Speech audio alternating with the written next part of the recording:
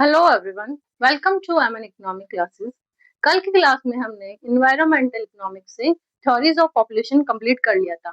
आज की क्लास में हम property rights and Coase theorem करेंगे, क्योंकि इससे हर बार क्वेश्चन पूछा जाता है। किसी ना किसी वे में कोस्ट थ्योरम या प्रॉपर्टी राइट का क्वेश्चन आता है। सो प्रॉपर्टी राइट्स क्या होता है? Property rights are legal and economic rights that define how resources resources कौन कौन से हैं? Land, goods, intellectual properties etcetera, ठीक है, can be use and transfers. इसका मतलब क्या होता है कि प्रॉपर्टी राइट्स में किसी रिसोर्सेज को यूज करने या उसको कंट्रोल करने और उसमें बेनिफिट्स लेने का लीगल राइट्स होता है, ठीक है। जैसे right to use the resources. अब रिसोर्सेज को हम किस वे में यूज करते हैं, ये हमारा खुद का राइट्स है, ठीक है। सेकंड क्या है? Right to earn income. हम रिसोर्सेज से कितनी इनकम कमा सकते हैं, बढ़ा सकते हैं, कम कर सकते हैं, ये हमारा पर्सनली राइट्स होता है, क्योंकि प्रॉपर्टी राइट्स यही तो होते हैं। और थर्ड किसे? राइट टू ट्रांसफर या सेल। हम प्रॉपर्टी को ट्रांसफर भी कर सकते हैं, सेल भी कर सकते हैं, ये हमारे पर्सनल राइट्स होते हैं, ठीक है। अब प्रॉपर्टी राइट्स आर क्लियर, कि जो प्रॉपर्टी के राइट्स है वो अगर क्लियर होंगे तो उनसे हमें क्या क्या बेनिफिट्स मिल सकता है।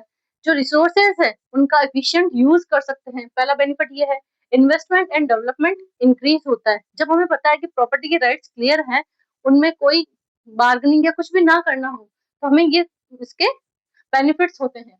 अब क्या क्या कहता है, जब प्राइवेट प्रॉपर्टी के राइट्स होगा तो ठीक है, वो केवल इंडिविजुअल के पास ही होगा, ठीक है। उसमें किसी और की रोका टोकी कुछ भी नहीं होगी जब प्राइवेट प्रॉपर्टी का राइट्स होगा। सेकंड है, जब पब्लिक प्रॉपर्टी का राइट्स होगा तो उस पर गवर्नमेंट की ऑनरशिप होगी। उसमें जो भी करना है, बढ़ाना है, कम करना है, वो गवर्नमेंट के हाथ में ही होगा, इंडिविजुअल के हाथ में नहीं होगा, बिकॉज उस पर जो ऑनरशिप है वो गवर्नमेंट की है। थर्ड है इसका common property rights. Common property rights में इंडिविजुअल का भी राइट्स है और गवर्नमेंट का भी राइट्स है। तो उसमें जो उसको यूज करेगा वो दोनों मिलकर यूज करेंगे और दोनों के राइट्स होंगे उस पे, ठीक है। तो ये आपके प्रॉपर्टी राइट्स थे। अब हम देखेंगे कॉस्ट थ्योरम क्या होती है। कॉस्ट थ्योरम प्रॉपर्टी राइट्स के ही जैसा होता है, ठीक है। कॉस्ट थ्योरम देखेंगे तो हम कॉस्ट थ्योरम के बारे में बात करेंगे। कॉस्ट थ्योरम किसने दिया था? रोनाल्ड कोज ने। कॉस्ट थ्योरम में क्या होता है कि प्रॉपर्टी राइट्स क्लियर होने चाहिए, ठीक है। और जो ट्रांजेक्शन कॉस्ट है वो भी जीरो होना चाहिए। ये इसके दो मेन पॉइंट्स होते हैं कि जो प्रॉपर्टी के राइट्स थे, जो मैंने अभी आपको पहले बताए थे, वो सारे राइट्स क्लियर होने चाहिए, कि हमें पता होना चाहिए कि किसको दे रखा है, किसका नहीं है, किसकी प्रॉपर्टी है, क्या प्रॉपर्टी के बारे में सारे राइट्स हमें पहले से पता होने चाहिए। और जो उस पर ट्रांजेक्शन कॉस्ट लगने वाली है वो हमारी जीरो होनी चाहिए। इसके कुछ अजम्पशंस है। पहला है no transaction cost. Second assumption है नो बार्गेनिंग पावर प्रॉब्लम। मतलब कि हमारे जो प्रॉपर्टी के राइट्स है वो पहले से क्लियर रहेंगे, तो हमें उस पर बार्गेनिंग जैसे करने की जरूरत नहीं रहेगी, ठीक है। वो हमें पहले से क्लियर होना चाहिए। फिर है नेगोशिएशन कॉस्ट वाज भी नील होना चाहिए, वो भी नहीं पड़ना चाहिए। और नो गवर्नमेंट इंटरफेरेंस होना चाहिए, गवर्नमेंट की कोई दखल अंदाजी नहीं होनी चाहिए। अब मैं आपको एक एग्जांपल से इसको समझाती हूँ, एक एग्जांपल बताती हूँ आपको, वो देखो। अब मैं आपको इसका एग्जांपल बताती हूँ, ठीक है, जिससे आपको और अच्छे से समझ में आ जाएगा। मान लो ये एक फार्मर का खेत है, ठीक है, ठीक है। और ये यहाँ पे एक कैटल है, ठीक है, ठीक है। और ये इन कैटल का जो वो रखवाला होता है वो होता है, जैसे गाँव में होती है ना कैटल खूब सारी, गोट, सॉरी कैटल क्या, गॉट, ठीक है। तो इसमें क्या होता है कि ये जो गॉट है वो फार्मर के खेत में आके इसमें जो इसने जो भी इसका सब्जी वगैरह या कुछ भी है वो ये सारा ये क्या कर लेती है, खा जाती है, ठीक है। तो अब फार्मर को तो इसका लॉस हुआ ना, तो वो इससे जाके जो इसका कैट गोट को चराने वाला है, चरगा पता नहीं कुछ ऐसा कुछ बोलते हैं इसको, ये क्या करता है फार्मर उससे जाके पहले बात करता है कि भाई आपके जो गोट है उसने मेरे खेत में से ये सब चीजें खा ली, तो मुझे इस चीज का नुकसान हो गया। तो ये क्या करेंगे, ये पहले से ही डिसाइड कर लेंगे, ठीक है। फिर ये दोनों कोई ऐसा सॉल्यूशन निकालेंगे जिससे फार्मर को जो लॉस हुआ है, ठीक है, उसके इक्वल इस जो बोट का जो गॉड का जो रखवाला है उसको और इसका लॉस बराबर हो जाए, ठीक है।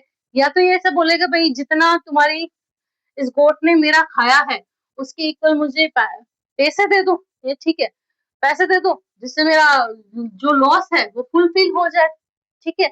या फिर तुम कुछ ऐसा करो जिससे मेरी वापस जो अनाज है वापस आ जाए। इट मीन्स ये है कि वो कुछ दोनों मिलकर ऐसा सॉल्यूशन निकालेंगे, ठीक है, बिना बार्गेनिंग किए, ठीक है, या फिर बिना ट्रांजेक्शन कॉस्ट के, जो मैंने इसकी अजम्पशन बताई उन अजम्पशन के बेस पे ये कोई ऐसा सॉल्यूशन निकालेंगे जिससे दोनों का लॉसेस बराबर हो जाएगा, ठीक है। एक एग्जांपल और बताती हूँ मैं आपको, इससे अच्छा एग्जांपल है, ठीक है।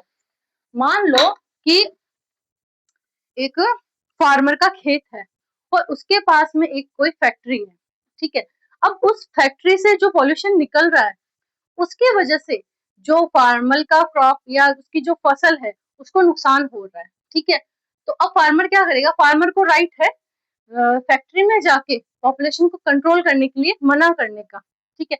अब मान लो फैक्ट्री दिन का 1000 रुपए का प्रोडक्शन करती है, ठीक है, और जो उसने पॉल्यूशन किया है उसका चार्ज अगर वो 600 रुपए फार्मर को दे देती है फिर भी उसका प्रॉफिट 400 रुपीज बच जाता है।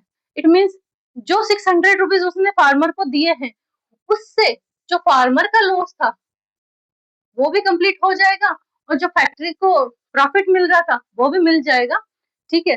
ऐसे क्या हो रहा था, अगर ऐसा नहीं हो तो ऐसा भी हो सकता है, मान लो कि फैक्ट्री को राइट है पॉपुलेशन करने का, तो फार्मर जाएगा उसके पास और वो बोलेगा कि मैं इस पॉल्यूशन के बदले में आपको पे करने के लिए तैयार हूँ, चाहे 400 ले लो 500 ले लो कितना ही, पर पॉल्यूशन को आपको कम करना पड़ेगा। इट मीन्स दोनों के पास बराबर का राइट है, वो दोनों बैठ के बातचीत करके, ठीक है, ऐसा सॉल्यूशन निकालेंगे जिससे दोनों का लॉसेस बराबर हो और दोनों को प्रॉफिट भी बराबर हो। यही तो पोस्ट थ्योरम है, बिना बार्गेनिंग किए, बिना ट्रांजेक्शन कॉस्ट के, बिना नेगोशियल कॉस्ट के ऐसा सॉल्यूशन निकालना जिससे दोनों का लॉसेस बराबर हो, प्रॉफिट बराबर हो और बार्गेनिंग भी ना करना पड़े। तो यही थी हमारी cost property right and cost theorem. इसमें मैंने आपको पहले प्रॉपर्टी राइट्स बताए थे, बिकॉज अगर आपको प्रॉपर्टी राइट्स नहीं पता होंगे तो आप कॉस्ट थ्योरम नहीं सॉल्व कर पाओगे, ठीक है। तो इसका क्वेश्चन एग्जाम में पूछा जाता है, इसीलिए मैंने आपको बताया था। अगर आपको वीडियो पसंद आए तो इसे लाइक एंड शेयर करें, ठीक है।